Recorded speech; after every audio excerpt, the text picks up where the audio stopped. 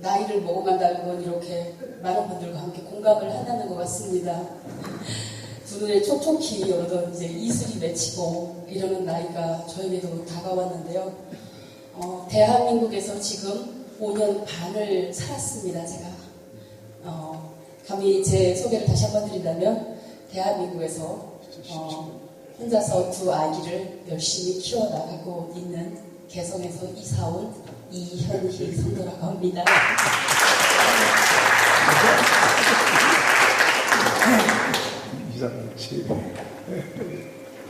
자, 오늘 주제가 뭐라 그랬죠? 불로 갈라진 한반도 맞죠? 오늘 여기 보니까, 목차에 보니까 불로 갈라진 한반도에 독일 통일과 그 통일 사례를 듣는 이렇게 이야기도 있더라고요. 그런데 저는 이것을 살짝 좀 부정을 하는 사람입니다, 사실은. 왜냐하면 우리는 분단이 된 것에 대한 가장 본질적인 것부터 좀 더 잘 알아야 되지 않겠는가, 저는 이렇게 생각을 했습니다. 독일과 일본은 다른 나라를 침략했던 침략 국가들입니다.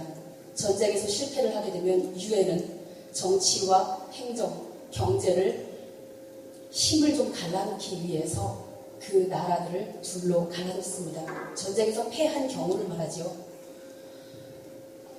그렇게 해서 독일은 정상적으로 갈라졌지만 일본이 갈라져야 할 그 분단이라는 아픔을 우리 한반도가 고스란히 떠안게 되었습니다. 여러분 인정하십니까 이거? 네, 맞습니다. 여기 왜인지를 우리 후대들은 더 모르는 게 안타깝더라고요. 제가 보니까 1905년 을사 5조약을 비롯해서 한일합병조약 이후에 그때까지는 우리가 역사를 똑같이 배웠습니다. 제가 지금 대한민국에서 모든 분들과 함께 소통을 해 나가고 있는 기본적인 학문이라던가 대화의 수양 등등은 모두 북한에서 배웠던 것을 기초로 하고 있습니다. 물론 북한의 것이 다 잘됐다라고 하는 건 아니지만 우리의 역사, 철물기 시대부터 봉건사회를 거슬러 오면서 역사적인 측면에서 조선이 망할 때까지 조선 총독부가 세워지기 이전까지는 다 똑같은 역사를 배워왔습니다. 그러면서 우리는 한일합병조약이라는 것 때문에 또는 을사 5조약 이것 때문에 우리 한반도가 일본을 대신해서 분단이 되었습니다. 분단되었을 때는 38선이라고 하는데 그 이후에는 휴전선이라는 것이 그어져서 지금은 70주년을 맞이하게 되었죠. 이렇게 돼서 분단과 관련된 것은 우리가 좀 더 본질적인 문제를 파고들어야 되지 않겠나, 저는 이런 생각을 하고 있는 사람들 중에 한 사람입니다. 저의 고향은 앞에서도 말씀드린 바와 같이 개성이라는 곳입니다. 개성시 개풍에는요, 강화도를 마주하고 있고 고려시대부터 아울러 오던 병난도라는 항구가 있습니다. 조선시대에 세계 역사와 문물을 받아들이고 접했던, 또 우리나라를 대표했던 그런 해외 수출 무역과 관련된 그런 항구였습니다. 저는 이곳에서 나서 자랐고 북한의 체제 아래서 성장해왔습니다. 여러분 혹시 아시겠는지 모르겠지만 우리 삼위일체라고 많이 말들 하죠. 삼위일체라고 해서 저는 우리 성부, 성자, 성령님을 이렇게, 그분들은 항상 태초부터 우리 만물을 창조하실 때부터 함께 계셨다고 그러잖아요. 북한에도 이것과 똑같이 3대 장군의 위인이 있습니다. 어떤 사람들인지 한번 꼽아볼까요, 우리? 귀찮지만. 김일성, 김정일, 그 다음에 누굴 것 같아요? 김정은이라고 잘못 알고 있지만 아니랍니다. 김정은의 할머니이죠. 김정숙이라고 합니다. 이렇게 3명의 위인을 만들어 놨습니다. 불로 갈라진 한반도는 제가 이렇게 간략하게 말씀을 드리고, 제가 감히 우리 대한민국에서 정말 저보다 훨씬 더 훌륭하고 위대하신 분들한테 이렇게 선 것만 해도 오늘 제가 너무 감사한 일입니다. 우리 북한 선교를 위해서 우리 대한민국 국민분들께서 우리의 한반도, 저 북녘에 있는 그들에게 사망의 그늘에서 신음하고 있는 그들에게 하나님의 사랑이 곳곳에 어둠에 다 밝게 빛을 뿌리기를 이렇게 간절히 기대하고 이 수많은 성도님께서 그 영적으로 진실된 마음으로 이렇게 기도하는 모습을 보고 과연 북한에는 어떤 사람들이 있을까 이렇게 좀 깊이 같이가는 시간을 주말마다 제가 좀 많이 느끼곤 합니다. 그래서 이번 시간에 제가 좀 집중적으로 말씀을 드릴 건요. 한반도 북녘 땅에서 온 사람들, 바로 탈북민들이라고 하는데 이 사람들은 공식 용어로 북한 이탈 주민이라고 합니다. 대한민국에 공식적으로 입국이 된 사람들은 34,000여 명으로 2021년도 통일부에서 집계를 낸 통계표입니다. 이들 속에서 개성지역, 저처럼 이렇게 온 사람들은 70명에 불과합니다. 즉 다시 말하게 되면 34,000여 명 중에서 0.2%에 해당되는 사람인데 저처럼 이렇게 의욕심을 가지고 오지랖도 넓게 이렇게 다니는 사람이 없습니다. 예, 나 내기 잘한다 라고 하지요. 한반도의 사역을 위해서 이렇게 헌신하고 계시는 우리 목사님들, 장로님들 너무 헌신을 많이 하시는 것 같습니다. 제가 대한민국에 와서 세례를 아직 못 받았습니다. 저는 삶에 이렇게 지친 생활을 하면서 이렇게 살아가다 보니까 굉장히 이제 먹고 살고 두 아이를 양육하면서 우리나라에서는 이렇게 조금씩 일하고 또 이렇게 하니까 복지의 사각지대에 놓인 경우가 많이 있습니다. 저 같은 사람들이죠. 한부모로서도 이제 해당이 안 되고 더군다나 수급자 이런 혜택도 안 됩니다. 우리나라의 복지는 역시나 이렇게 사각지대에서 있는 사람들이 참 많구나 이런 생각을 하게 되었는데 개성에 살 때 저는 송도 사범대학이라는 곳에서 정치행정을 전공을 했습니다. 정치행정에서는 기본적으로 김일성, 김정일, 김정숙 이들의 업적과 관련된 덕성과 관련된 것을 집중적으로 가르치고 있습니다. 죄송합니다. 저를 닮아서 목소리가 짱짱합니다. 괜찮습니다. 제가 2017년도에 왔는데 저 큰딸은 18년도에 세상 밖에 나왔고 저 아이는 코로나 1세대라고 하는 2020년도에 세상 밖을 나왔습니다. 임신한 줄도 모르고 남편이라는 사람을 엄마 품으로 부양을 보냈어요. 제가 그러다 보니까 혼자서 아주 가열차게 살아왔습니다. 자, 제가 김일성 사회주의 청년동맹 개성시위원회 사상부 지도원이라는 걸 했는데 그게 뭐냐면요. 300만의 청년동맹이라고 합니다. 북한은 500만의 조선노동당원이 있고 300만의 청년동맹원들이 있고 300만의 조선소년단이 있습니다. 북한에서는 이렇게 세 번을 이를테면 세례를 받아야 됩니다. 9살 때 1차적인 세례를 받고 소년단 기합회 맹세한다고 이렇게 입단을 합니다. 14살에 청년동맹에 의무적으로 가입을 합니다. 그리고 군대에 17살에 나가서 27살까지도 못하는 친구가 있고 또는 하고 들어오는 사람들이 있고 이렇게 합니다. 당에 충실하고 그야말로 째여진 규율 속에서 주동맹 생활총화, 주당 생활총화 이렇게 하고 있습니다. 우리 주말마다 예배 보는 거랑 똑같지 않습니까? 아주 신통하더라고요. 제가 그러면서 이렇게 갈망을 하고 북한 선교를 위해서 아글타글 애쓰고 계시는 우리 목사님들과 한국에 계시는 모든 성도님들에게 이 팁을 꼭 알려드리고 싶다라는 생각이 들었습니다.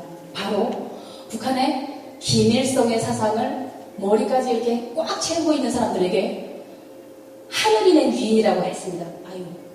하늘이 낸 위인을 이렇게 믿고 있는 사람들에게 앞으로 통일을 대비해서 통일이 되게 되면 그 사역자들 모두가 이걸 살짝 바꾸기만 하면 정말 잘 먹어들지 않겠는가 이렇게 생각을 해봤습니다. 수많은 우리 북한 선교 사역을 위해서 많은 정말 희생을 무릅쓰고 중국의 대륙에 나가서 계시는 분들도 계십니다. 저 혹시 제가 한번 여쭤보겠는데 우리 목사님들 같은 경우에는 어떤 방법으로 북한하고 연락을 취하실 생각합니까? 나는 이렇게 하고 있습니다. 사례를 한 분 답변해 줄 분 계십니까? 있어요? 춤으로, 북한하고 춤으로요?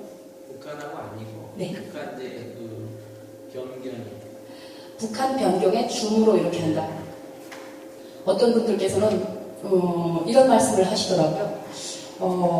극동방송이라든가 대북방송을 이렇게 들이밀게 되면 이걸 알파벳으로 쓰고 이렇게 해서 희미하게 이렇게 해서 중국 사람을 통해서 이렇게 한국으로 들어갔다. 당신 내가 이러이러한 방송을 보내길래 우리가 듣고 해주 지역에서 그렇게 했다고 하더라고요. 믿습니까 이거? 물론 믿어야 되겠죠. 농부가 봄에 씨앗을 100개를 뿌립니다. 그런데 100개에서 우리는 10,000개, 10만 개를 걷어들여야 되고 그렇게 봄날에 씨앗을 뿌립니다. 그런데 하나밖에 못 걷어들이게 되면 이 농부들은 어떻게 됩니까? 굶어야 됩니다. 어떻게 생각하십니까? 그러한 것들을 설치하고 운영하고 관리하기 위해서는 또 그것보다 또 훨씬 더 많은 비용이 드는데 이것을 우리는 과연 북한 선교를 위한 것이라고 할 수 있겠는지 저는 의문점을 계속 가지고 5년 동안을 연구를 해왔습니다. 2,500만의 북한에서는 2,500만의 주체사상 주체사상 종교라고 해야 될까요? 한마디로 말하게 되면 그럽니다. 그런 사람들이 똘똘 뭉쳐 있는데 통일이 되었을 때 이들을 한순간에 가서 우리 하나님의 선봉대로 가서 그들을 사역할 수 있는 선봉대 역할을 할 수 있는 사람들은 우리 목사님들과 선교사님들, 우리 장로님들께서 정말 잘 선택을 해주셨으면 좋겠습니다. 그들이 바로 대한민국에 입국해서 먼저 온 통일이라고 불리고 있는 34,000명 중에 분명하게는 존재하고 있다는 것입니다. 그런데 그들이 북한에서 하늘이 낸 미인이라고 하고 하늘을 그렇게 떠받들고 믿다가 굶다가 이렇게 온 사람들인데 과연 대한민국에 이렇게 왔는데 보이지 않는 하나님을 믿으라고 하게 되면 믿을까요, 여러분? 저는 이런 생각을 해봤습니다.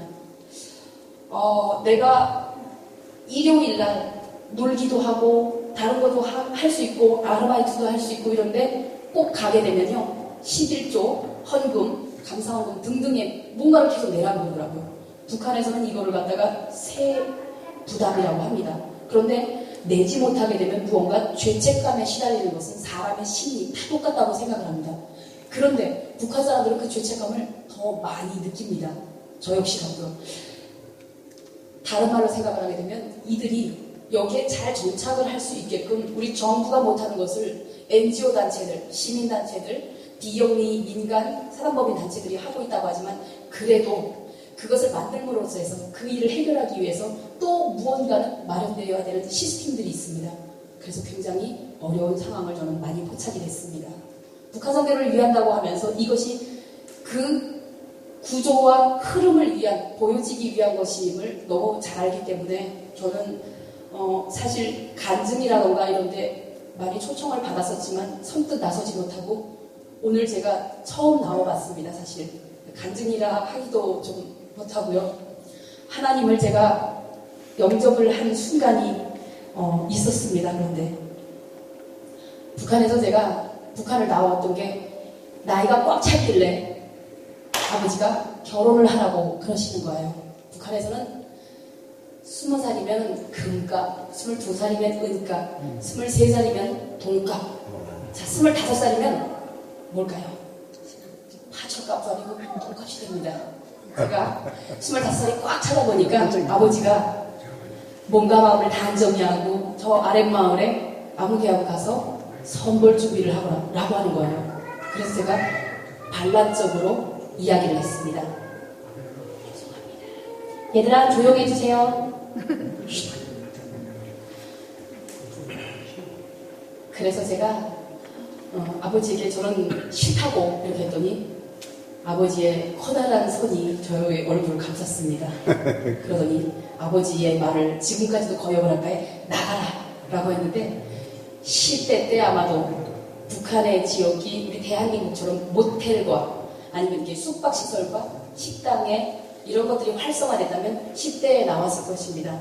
그런데 북한은 그렇지 않다 보니까 어느 특정, 불특정인 사람들만 하다 보니까 이 사람들은 정말 우리 같은 서민 계층이 아니란 말이죠. 그래서 제가 너무 이제 고민을 하고 그랬었는데 아버지의 뜻을 거슬고 이렇게 나오다 보게 되면 뭐가 있어야 되죠, 여러분? 우리 북한 선교를 하자면 뭐가 있어야 돼요? 우리는요, 북한에서도 역시 같습니다. 아버지는 39 외화벌이라고 하는 김정은에게 그 활동 자금, 당자금을 상납을 하는 39 외화벌이 산하의 책임 부서에서 일을 하였습니다. 그래서 저희 동네가 금이 잘 나옵니다. 그러다 보니까 금을 이렇게 막 하는데 1kg를 뜯어낸다 하게 되면 999g을 다 상납을 하고 1g만 남기는데 가족을 위한 남김이 아니었습니다. 저희 아버지는. 아버지 혼자의 입치장을 하시더라고요. 아버지는 약주와 이 구름사탕을 아주 좋아하시는 분이십니다. 네. 그래서 저희 아버지가 그렇게 너무 당에 충실하고 이런 사람이다 보니까 아버지의 금덩어리를 훔쳤습니다, 저는. 그래서 그걸 가지고 자전거를 가지고 탈출을 하게 됩니다. 그때는 물론 북한이 나빠서 나온 게 아니고요. 그렇게 해서 이천리 길을 제가 보름 동안을 갔습니다. 그래서 지금은 자전거 보기만 하면 좀 너무 보기가 싫더라고요. 자전거를 타고 보름 동안 가면서 38개의 초소를 건너뛰었습니다. 어느 나라가 자기의 땅에서 이 땅에서 저 땅으로 가는데, 이 동네에서 저 동네를 가는데 통행권을 요구하는 나라가 있을까요? 세계 유일무이한 북한에만 있을 것 같습니다. 그렇게 해서 갔더니 그곳에서는 저에게 시향지 여기 남조선 갈라 왔습니다. 이렇게 말을 하는 거예요. 소대장 동지, 여기 남조선 N이라는 동무가 왔습니다. 이 뜻이에요, 바로. 제가 말을 하는 것은 북한에서의 발음과는 전혀 다른, 바로 이제 경기도 지역의 파주라던가 일산, 이제 강화도 이쪽 말하고 똑같아요. 그러다 보니까 조금 질질 끌고 좀 이런 게 있었습니다. 그리고 발음 자체, 억양도 다르고 이러다 보니까 또 봤습니까? 이 허우대가 멀쩡하지 않습니까? 떡대가 있습니다, 또. 그 북쪽 지역 사람들은 이렇게 곰추려 입고 하다 보니까 이렇게 작은 사람들이 많아요. 근데 이제 남쪽으로 내려오면서요, 여자들도 저처럼 좀 너끼리하고 좀 이렇게 생긴 사람들이 많거든요. 그래서 특이하게 표가 났습니다. 갑자기 저에게 너 북쪽으로 가려는 사람이 아니냐라는 말을 하시는 거예요, 그분들이. 그래서 제가 북쪽을 왜 가냐라고 했어요. 저는 전혀 제가 넘어올 때 당시 2015년도에 넘어올 때도 북한에서 내 마음대로 중국을 갈 수 없다고 생각을 했습니다.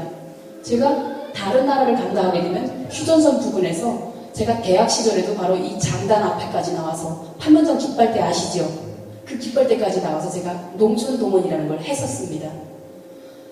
거기서 바로 도망치겠지요. 그런데 저는 여기 와서까지도 여기서 돈 벌어가지고 혹은 정착을 못하게 되면 여기에 정보를 깨알같이 적어놨다가 정을 오빠한테 갖다 일러 바치고 싹싹 빌겠다 그랬어요. 이런 마인드였단 말이죠. 그러니까 사상이라는 게 얼마나 무서운지 제 사례를 놓고 보더라도 정말 너무 좀 무서운 것 같습니다. 중국을 통해서 한국으로 들어왔을 때 저는 목숨을 걸고 오진 않았습니다. 돈이 있으니까요. 너무 좋더라고요. 그때도. 돈은 역시나 만병통치약이고 만물을 소생시키는 힘입니다. 갈정마다 부닥치는 그 난관들에 돈을 뿌려주면요, 그냥 무사 통과입니다. 그런데 제가 중국에 와서 노래를 좋아하고 이러다 보니까 노래를 막 부르고 한국에 오게 됐을 때, 그때는 진짜 목숨을 걸고 왔습니다. 온갖 위험한 물건들과 위험한 약이라던가 이런 걸 다 들고 왔어요, 제가. 그만큼 강단 있게 왔는데, 대한민국이 천국이다라고 해서 왔는데, 천국에 와서 보니까 여러분, 우리 대한민국 천국이라고 생각하시는 분들 계십니까? 인정합니까? 인정을 안 하는 분들이 많더라고요. 이 천국에 와서 보니까 또 다른 천국이 있다고 하더라고요. 그래서 이 천국이 어딜까라고 했더니 십자가가 막 그려져 있는 곳이더라고요. 바로 하나님을 경배하고 그러는 교회들입니다. 우리나라에 이렇게 많은 교회들을 제가 보면서 수많은 종교의 갈등을 또 갖는 순간이 있었습니다. 2단부터 3단까지 별의별 교회를 다 돌아다녔습니다. 불교, 원불교 다 돌아다녔습니다. 왜 그랬을까요? 그만큼 물에 빠져서 허우적거릴 때며 지푸레기라도 잡고 싶은 심정이 있는데 우리 여의도 순복음교회에는 북한이 탈주민들이 많이 한 2,000명가량 등록이 되는데 여기 몇 명이 나올까요? 나갈 적마다 10만 원씩 준다고 하고 뭐 이렇게 해가지고 오고 하는데 이런 방법으로는 절대로 할 수 없습니다. 그들의 마음을 잡는다는 건요 정말로 어려운 일인데 하나님이 사랑을 전하고 그러는데 왜 도대체 돈으로 이거를 해야 되는지 저도 이해가 안 갔습니다. 그런데 여러분 이런 게 있습니다. 투자를 이왕 하시는 김에 가능한 곳에 저 열매를 따먹어야 되겠거든 가능한 새싹에 물을 줘보십시오. 정말 훌륭하고 탐스럽고 세상에 둘도 없는 맛있는 열매가 달릴 것 같지 않습니까? 저는 이런 생각을 했습니다. 탈북민들 중에서도 그들이 갈망하고 원하는 것이 무엇인지를 정말로 잘 파악하지 않고서는 성질이 한반도 사람들은 정말 급한데 그들보다 더 북한 이 탈북자들 더 급합니다. 이 탈북민들은 어떻게 주체를 못합니다. 심지어 우리가 10시부터 정확히 보게 되면 그 안교 시간이라고 있죠. 하나님의 말씀을 예를 들게 되면 그런 열왕기 시대라던가 이런 것들을 우리가 공부를 하는 1시간의 시간이 있잖아요. 보통. 그리고 11시부터 12시까지 또 하고 1타임, 2타임으로 예배가 또 돌아가고 이렇게 하는데 그거를 죽으시 앉아서 기다리는 사람은 단 한 명도 없단 말이죠. 왜 그럴까요? 북한에서 저도요 15년간의 교육 생활을 통해서 15년간을 주동맹 생활 통화를 끊임없이 해왔습니다. 2시간 동안이나 하는데 시작에 나가서 자아 비판을 하고 호성 비판을 하고 이런 걸 하는데 정말 기가 막혔습니다. 똑같은 것을 북한에서는 심지어 이렇게 합니다. 김정은의 말씀이다라고 하게 되면 학생들은 학습제일주의 구호를 높이 들고 학습에 전심전력하여야 하겠습니다. 이번 주간 저의 학습에 대해서 이렇게 돌이켜본다 하게 되면 장로님이 이 말씀을 가슴 깊이 새기지 못하고 학습에서 게을리한 결과 저는 이렇게 낙후한 성적을 받았습니다. 다시는 이런 걸 없애고 다음 성적에서는 더 잘하겠다라는 내용으로 마무리까지 깔끔하게 합니다. 그 다음에 암흑의 동물을 팁 하나 갔습니다. 이런 식으로 합니다. 자, 이렇게 하는데 정말 대한민국에 와서 보니까 천주교가 좀 그런 게 살짝 있더라고요. 북한하고 살짝 비슷한 그 시스템. 그 다음 또 보니까 재림교회 보니까 더 강력하더라고요. 이게 또 별의별 데를 다 갔습니다. JMS 거기만 안 갔던 것 같아요. 제가 가게 되면 아주 폭발을 시켜버렸을지 모르겠는데 제가 이렇게 북한 사람들과 많이 어울리면서 지금은 제가 정말 가지고 있는 타이틀이 되게 많습니다. 전국 한부모, 물론 일하는 한부모들만 묶어 세워가지고 저는 2030 세대가 일을 하려면 생산적인 면, 생리적 생산과 경제적 생산에서의 능률을 높일 수 있는 시대는 2030 세대들입니다. 이것을 국가가 케어를 못하는데 만약에 교회들에서도 이렇게 좀 케어를 해준다면 이들이 좀 더 삶을 살아가는 데서 생의 그런 애착을 좀 더 느끼지 않을까 이런 생각을 해보게 됩니다. 34,000명의 탈북민 시대들이라고 하는데 곱하기 셋을 해버리게 되면 저도 보십시오. 혼자 왔는데 어느덧 둘을 만들어 놓지 않았습니까? 이거 대단한 겁니다. 이거 진짜. 여성으로서의 본분을 다했고 정말 훌륭한 엄마로 살기 위해서 아주 애를 쓰고 살고 있습니다. 더 많이 쓰십시오. 앞으로 더 날라 그럽니다. 저도. 얘들이 다 대한민국에 들어와서 제가 지금 올해 제가 다시 공부를 시작을 해야 됩니다. 석사를 들어가야 돼요. 사회복지와 경영학을 복수 전공을 했습니다. 경기대학교에서 일을 하면서 육아를 하면서 출산을 하면서 정말 아기 낳기 전날까지도 일을 했고 이게 모든 것이 다 하나님의 은혜라고 오늘날에 제가 비로소 느낀 것입니다. 하나님의 정말 기적을 제가 경험한 때가 작년도인 것 같습니다. 제가 나오게 된 것이 아버지가 결혼을 하라 그랬었지만 두 번째는 저의 동생이 군대에 나가서 바로 강원도 고성군 구읍이라는 곳입니다. 그곳에 군복무를 나갔던 동생이 2013년도 때 죽어 있었습니다. 살아있는 미라를 보았습니다. 저는 우리 보통의 미라들을 보게 되면 수백 년간 그 보존 상태가 깔끔하고 검은 빛을 띠고 있는데 저희 동생은 나간 지 2년 만에 하얗게 미라로 변했습니다. 키가 한 170 정도 되는데 그 아이가 20kg도 안 나갈 것 같더라고요. 하얀 그 백보에 쌓여져 있던 동생의 모습을 봤을 때 기가 막혔습니다. 링게를 꽂고 있는데 좀 뻘겋기한 거, 맑아지도 않고 이런 걸 끼고 있더라고요. 여단 군의서였는데 거기에는 저희 동생 말고도 정말로 많은 군인들이 있었습니다. 이름표를 달아놨길래 저게 내 동생이구나 이렇게 알지, 머리를 빡빡 깎고 백포에 누워져 있는 그 애들을 보니까 그냥 사체실이나 다름이 없었습니다. 이것이 바로 김정은 정권에서의 그런 실화입니다. 데려가야 되는데 비밀이 누설이 되면 안 되다 보니까 지장을 찍고 그냥 나오게 되는데 죽게 되면 전사증이 이렇게 부여가 됩니다. 그 이후부터 소식이 없었는데 그런 동생이 바로 작년도 8월 달에 연락이 왔습니다. 저는 처음에는 거짓말인 줄 알고 3일 동안 전화기를 이렇게 끊어놨습니다, 제가. 그런데 나중에는 저의 모든 상황을 다 알고 있고, 심지어 2020년도에 제가 우리 둘째를 출산을 하고 정말 어려웠던 시기였습니다. 그때는 진짜 생과 사, 생사를 판가리하는, 거기서 지금 이 순간에도 죽음과 삶을 계속 고민을 하면서도 살아있는 이 순간에 최선을 다하고 살던 그 순간이었습니다. 그런데 제 차를 잠깐 맡겨놨던 친구가 여기 교동도에서 넘어가는 그 사건 아시죠? 혹시? 차를 팔아먹고 다시 재입국했습니다. 개성에 살던 친구인데 그 차를 가지고 1,000만 원에 팔아먹고, 제 차인데 이혼을 하게 되면 우리 뭐라 해요? 재산분 알고 있잖아요. 악착같이 잘 벌었습니다. 제가 그래도 돈을 얼마나 잘 버는지요. 제가 강연만 하는 게 아니고 모든 알바를 다 했어요. 진짜 손에 닥치는 대로. 가만히 있게 되면 너무 아버지 엄마 생각이 나서 내가 이렇게 따뜻한 밥을 먹고 추운 겨울에도 이렇게 난방을 틀어놓고 있는데, 그리고 엘리베이터를 맨날 타고 다니잖아요. 북한에서는 김일성 시신궁전에 가야지나 탈 수 있는 거예요. 근데 모든 사람들이 다 못합니다, 그걸.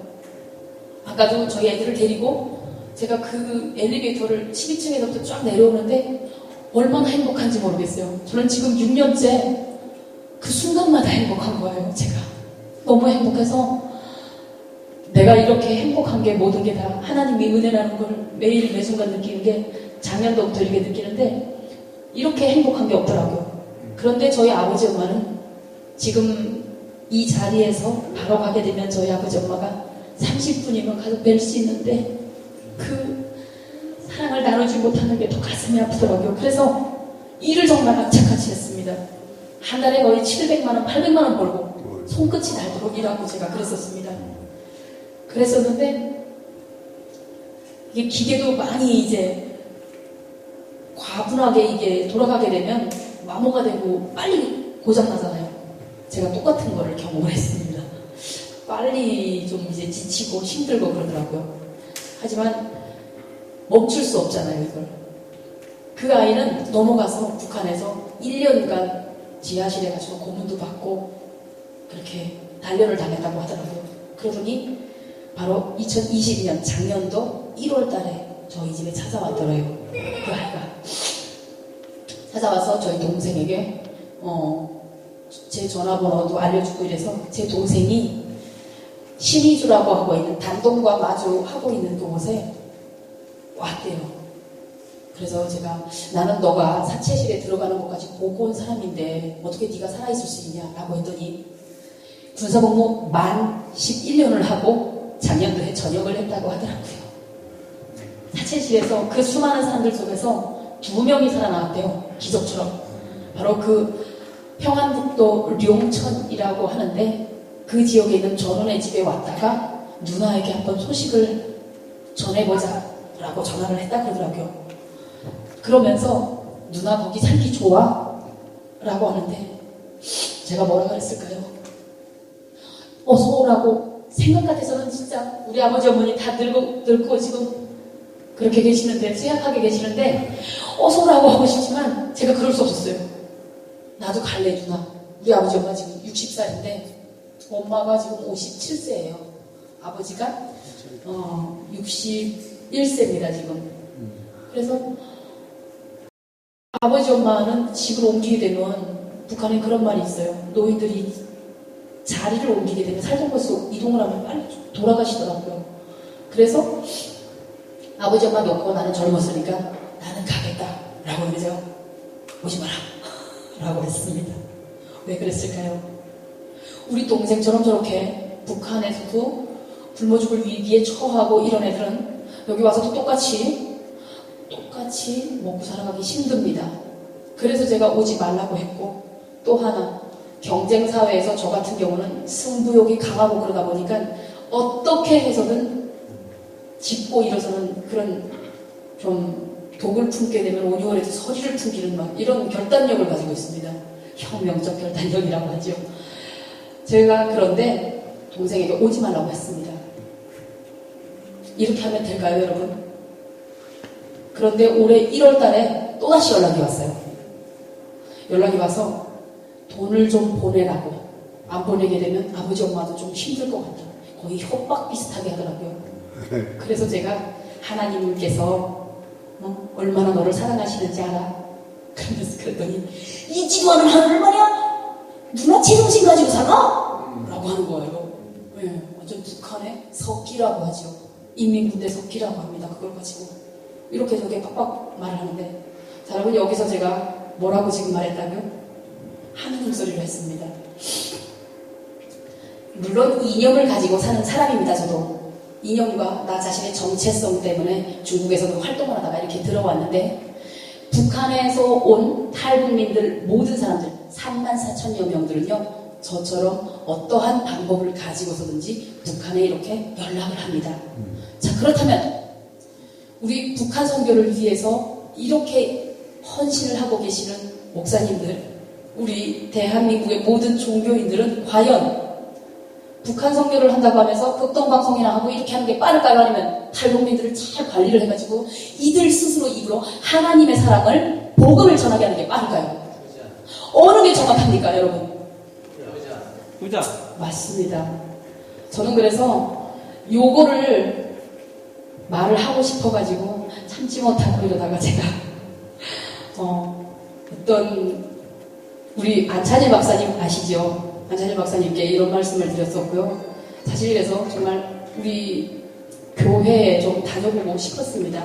그런데도 이제 아이들이 너무 어렵고 코로나 시국으로 이렇게 어렵다 보니까 제가 많이 다니지 못했는데, 앞으로는 제가 하나님의 사랑을 전하고 하나님의 복음이 저 북녘 땅에 울려 퍼지는 그 순간에 선봉대 역할을 하기 위해서 저에게 그 중임이 맡겨진다면 우리 탈북민 모두를 끌어다가 그 앞에 세워놓겠습니다. 저는 이거를 하나님께 매일매일 기도를 드리고 있습니다.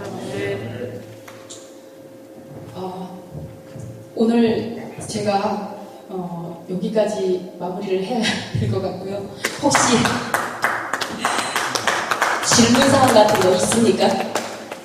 동생은 지금 어떻게 됐습니까?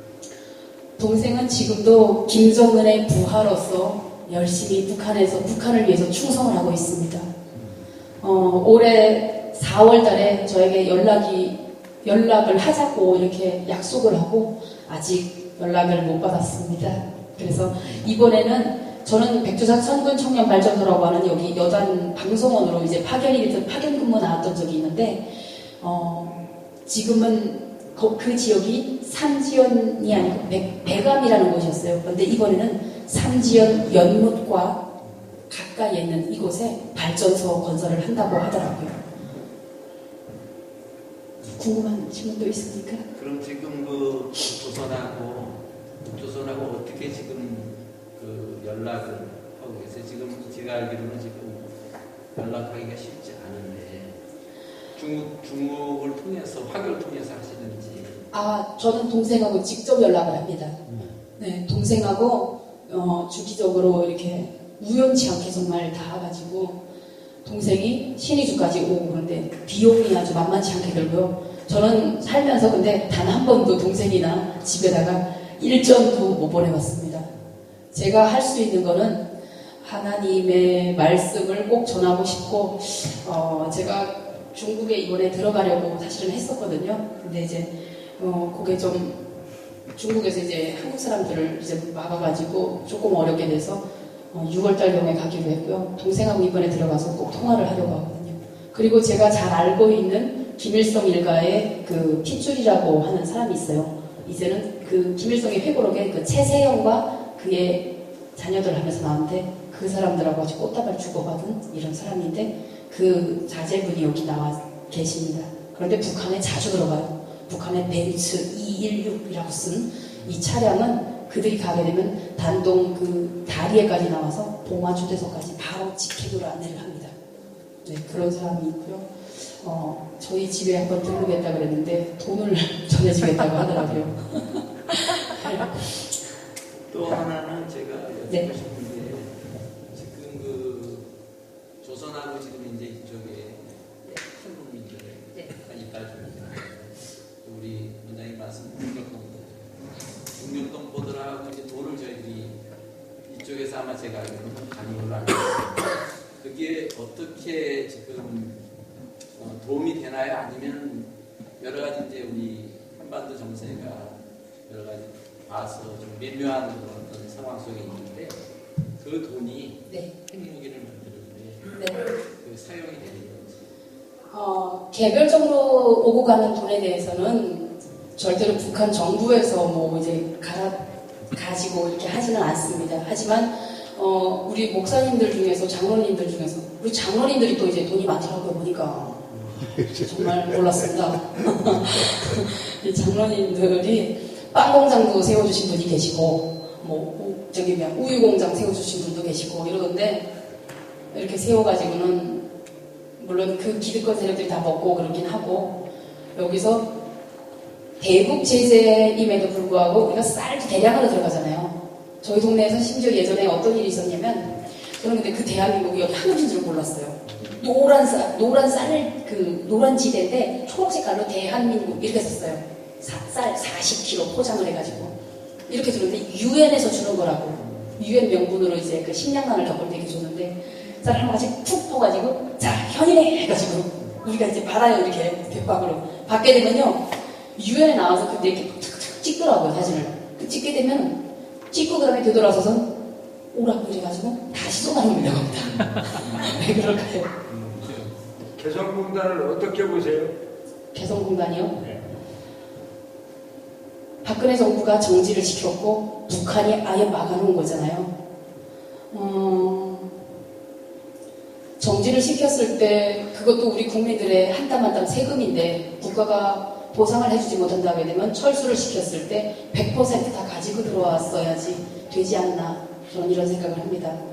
개성공단의 초코파이 혜택을 많이 본 사람입니다. 저는 대학 시절에도 그 초코파이를 가지고 굶주린 배를 채웠고 너무 먹을 게 없어가지고 초코파이 한 개를 이렇게 커다란 물주전자에 넣고 부글부글 끓여 먹었던 사람입니다. 어떤 맛이 날까요? 맥심 커피 맛이 났습니다.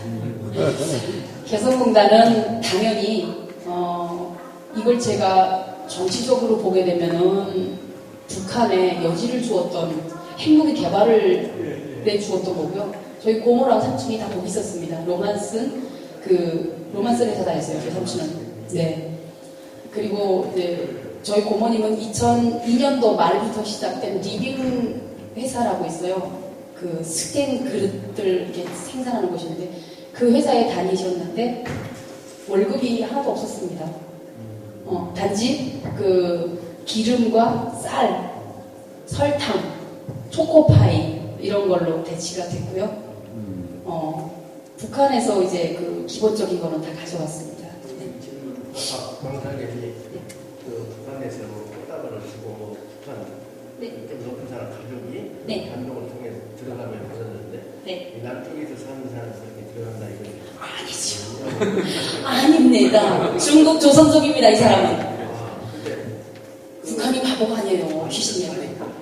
그러니까 네. 내 얘기는 중국 사람인데 네. 어디서 들어가는 거예요? 단동에서 들어갑니다. 단중에서. 네네네. 단동에서 들어간다고 그럽니다. 그러면. 그 양각도 호텔 뒤에다가 또 큰 이제 호텔을 세운다고 하더라고요. 작년 이게 10월부터, 2022년 10월부터라 그래서 그때부터 세워졌다 그러더라고요. 나는 지금 네. 네. 그렇게 알아들었죠. 그 사람들이 남쪽에 와서 단독군에서 들어가는 거예요. 아, 아닙니다. 야, 이거 대한민국에서 큰일 날 짓을 하고 있구나. 속으로 그렇게 생겼어요. 아이고, 죄송합니다. 아닙니다. 네. 그러니까 지금 강사님단의 1인당 더 질문하실 분들은 마이크 드릴게요. 네. 뒤에서 아, 그래요? 달려라 마이크 없어서 안 아니, 잘 들립니다. 아니, 네. 뒤에서 안 들립니다. 아니, 제가 그럼, 아니, 질문을 제가 한 번씩 대마다 치겠습니다. 네. 네. 네. 대만 네. 근무하신 분들 네. 1인당 70분인가 그랬는데 네. 얼마나 받으셨어요? 1인당 70불씩 줬어요? 옛날에 옛날에. 달러로 한 번도 못 받아봤습니다, 저희. 네. 그래요? 네, 네. 그럼 그게 어디로 준 거예요? 배달 사고 난 거예요? 배달 사고가 아니고, 그 216차라던가 북한에서 이제 중앙당으로 바로 직송이 되는 까만 차량들이 있다고 저는 알고 있습니다. 제가 알기로는 그렇고요. 그게 월급으로 이렇게 지급이 되잖아요. 그러면 그 달러 뭉치가 다 평양으로 직송이 된다라고 합니다. 그런데 간사님 보시기에 네. 우리가 지금 이제 여기 탈북민들이 보내는 네. 돈이 결국은 가는 게 좋겠어요? 안 가는 게 좋겠어요? 냉정하게 말하면 안 가면 좋겠습니다.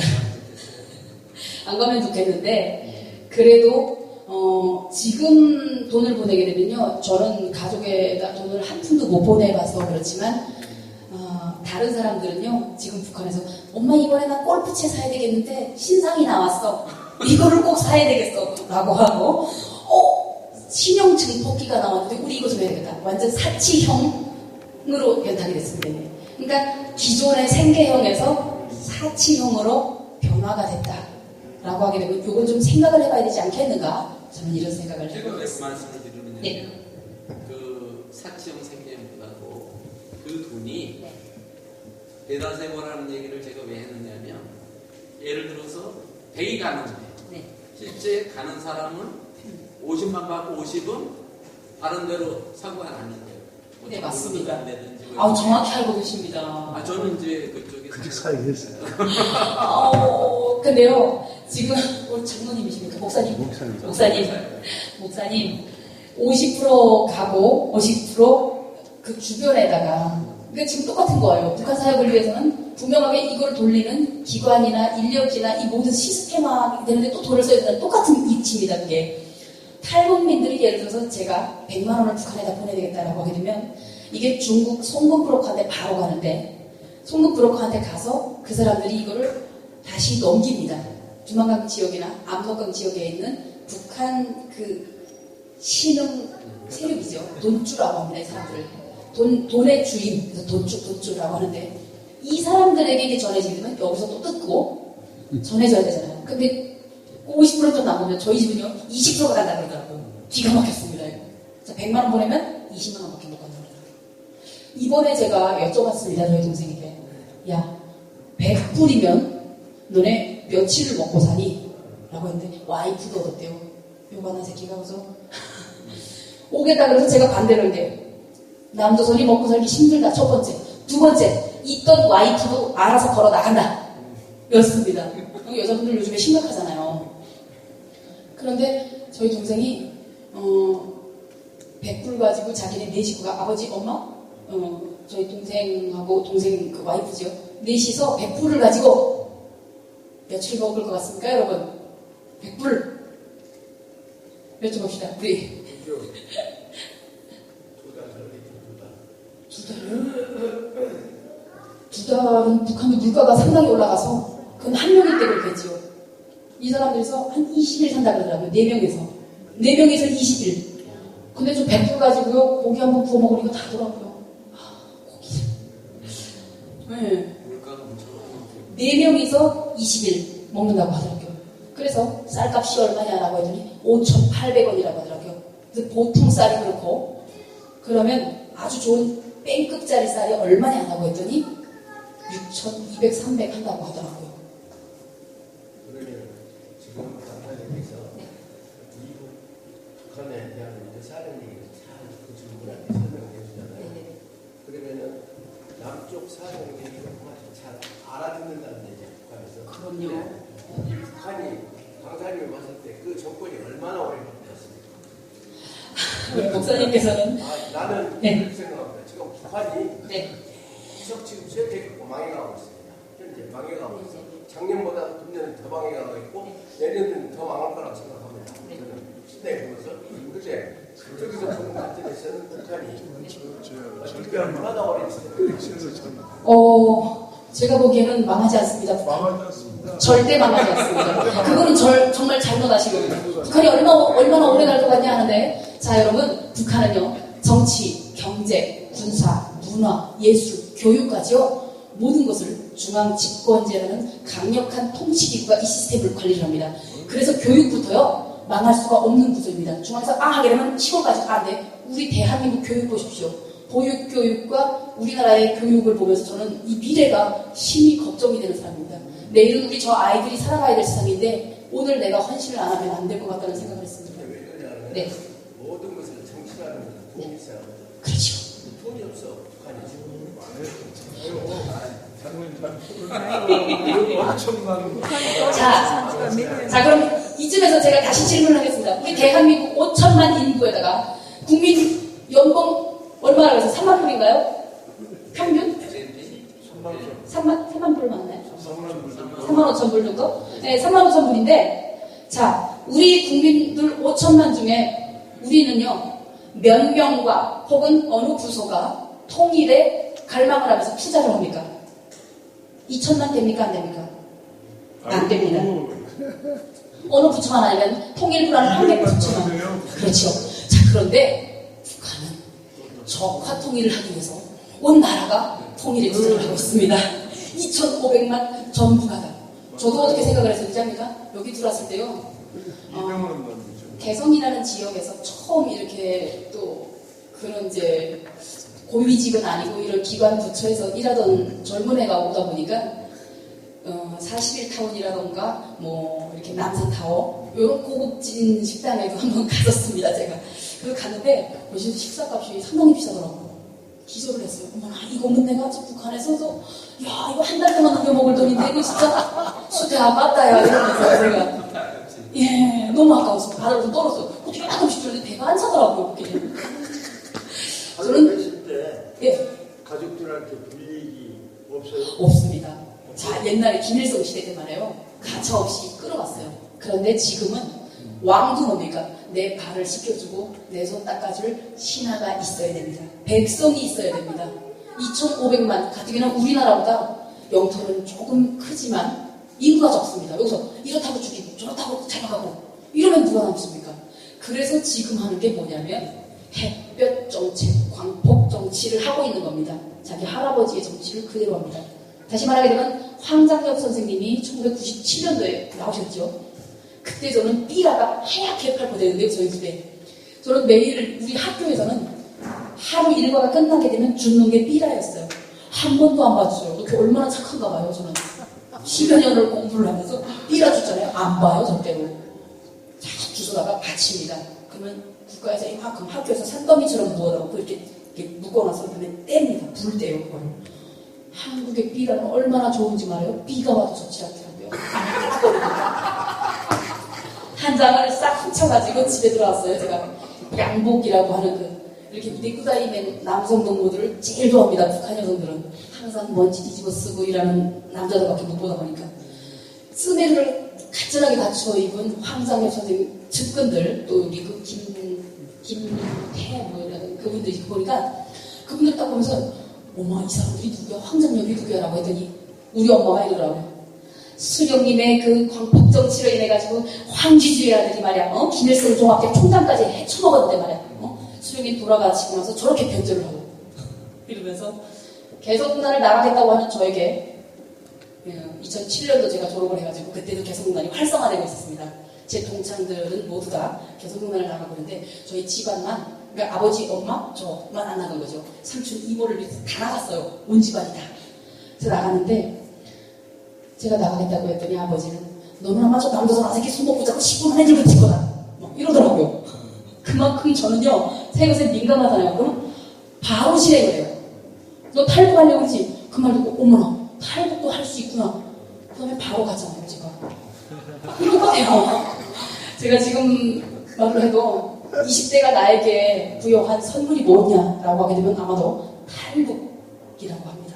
정말 어마무시한 선물인데, 이조차도 정말 우리 하나님께서 보게 되면 저는 아주 타고난 말빨을 가지고 있더라고요. 주변에서 요즘에 맨날 목사를 하라고 이렇게 말을 많이 하는데 목사를 하게 되면 많은 제약을 받더라고요. 그래서 심히 고민 중입니다 지금.